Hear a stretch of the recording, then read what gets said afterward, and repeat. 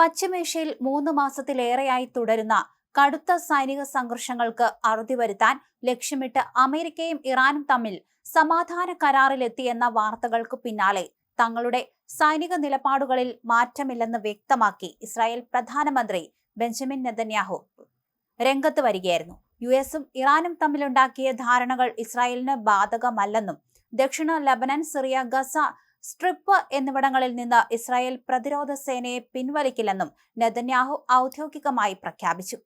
ലബനനിൽ Israel സൈന്യം തുടരുമെന്ന് പ്രഖ്യാപിച്ചതോടെ ഇറാനുമായുള്ള കരാറിൽ ആശങ്കകൾ ഉടലെടുത്തിട്ടുണ്ട്.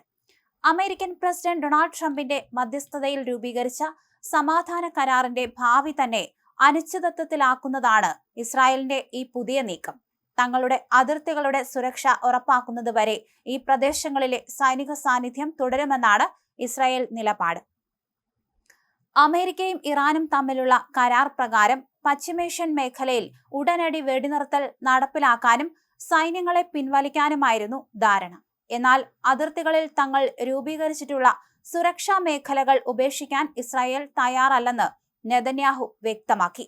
ഗസയിലും ലബനനിലും സിറിയയിലും ഇറാന്റെ പിന്തുണയോടെ പ്രവർത്തിക്കുന്ന സായുധ ഗ്രൂപ്പുകൾ ഇസ്രായേലിന് ഇപ്പോഴും ഭീഷണിയാണെന്നും അതുകൊണ്ട് തന്നെ സൈന്യത്തെ പിൻവലിക്കുന്നത് രാജ്യത്തെ വീണ്ടും അപകടത്തിലാക്കുമെന്നും അദ്ദേഹം കൂട്ടിച്ചേർത്തു. മേഖലയിലെ സമാധാന ശ്രമങ്ങളുമായി മുന്നോട്ടു പോകുന്ന അമേരിക്കൻ ഭരണകൂടത്തിന് കനത്ത തിരിച്ചടിയാണ് ഇസ്രായേൽ പ്രധാനമന്ത്രിയുടെ ഈ പരസ്യ പ്രതികരണം. കരാർ ഒപ്പിടുന്നതുമായി ബന്ധപ്പെട്ട് ഡൊണാൾഡ് ട്രംപും നെതന്യാഹുവും തമ്മിൽ കഴിഞ്ഞ ദിവസങ്ങളിൽ നടത്തിയ ചർച്ചകളിൽ കടുത്ത അഭിപ്രായ വ്യത്യാസങ്ങൾ ഉയർന്നതായും അന്താരാഷ്ട്ര മാധ്യമങ്ങൾ റിപ്പോർട്ട് ചെയ്യുന്നുണ്ട്. വെള്ളിയാഴ്ച ഒപ്പുവെക്കാനിരിക്കുന്ന യുഎസ് ഇറാൻ സമാധാന ഉടമ്പടിയിലൂടെ അന്താരാഷ്ട്ര വിപണിയിൽ എണ്ണവില നിയന്ത്രിക്കാനും ഹോർമൂസ് കടലിടുക്ക് വഴിയുള്ള ചരക്കുനീക്കം പുനഃസ്ഥാപിക്കാനും സാധിക്കുമെന്നായിരുന്നു കണക്കുകൂട്ടൽ. എന്നാൽ ഇസ്രായേൽ തങ്ങളുടെ സൈന്യത്തെ പിൻവലിക്കാൻ വിസമ്മതിച്ചതോടെ ഇറാൻ കരാറിൽ നിന്ന് പിന്മാറുമോ എന്ന ആശങ്ക ശക്തമായിട്ടുണ്ട്. ലബനന്റെയും സിറിയയുടെയും പരമാധികാരത്തെ മാനിക്കണമെന്നും വിദേശ സൈന്യങ്ങൾ അടിയന്തരമായി പിന്മാറണമെന്നാണ് ഇറാന്റെ പ്രധാന ആവശ്യം. ഇസ്രായേൽ സർക്കാരിലെ തീവ്ര വലതുപക്ഷ നേതാക്കളും സൈനിക കമാൻഡർമാരും നെതന്യാഹുവിന്റെ കടുംപിടുത്തത്തിന് പൂർണ്ണ പിന്തുണ പ്രഖ്യാപിച്ചിട്ടുണ്ട്.